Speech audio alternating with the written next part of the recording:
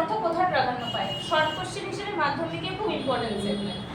কি কি লিস্টে দাঁড়াচ্ছে? এক হচ্ছে কোথাও পূর্বপদের অর্থ প্রাধান্য পাবে, পূর্বপদের অর্থ প্রাধান্য পাচ্ছে কোথাও, কোথাও পরপদের অর্থ প্রাধান্য পাচ্ছে,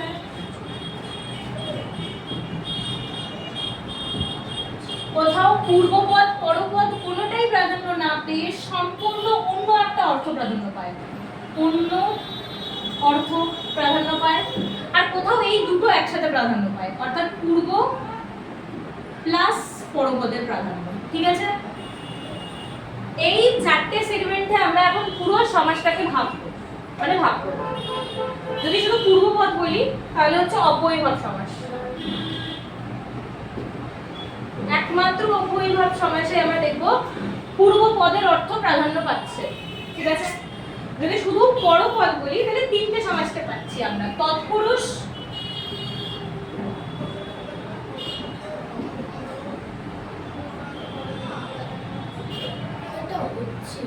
তৎপুরুষ, কর্মধারায় এবং দ্বিগু।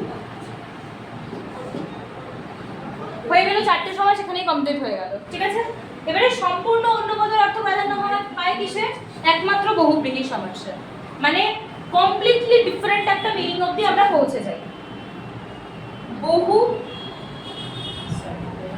বহুব্রীহি। ঠিক আছে, এবং পূর্বপদ আর পরপদ দুটোরই অর্থ প্রাধান্য পায় এরকম সমাস একটি মাত্রই আছে, যেটি হলো দ্বন্দ্ব। তাহলে টোটাল কয়টা সমাস হয়ে গেল আমাদের?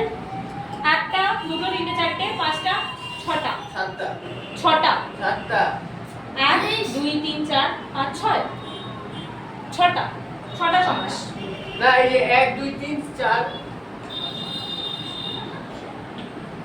আচ্ছা।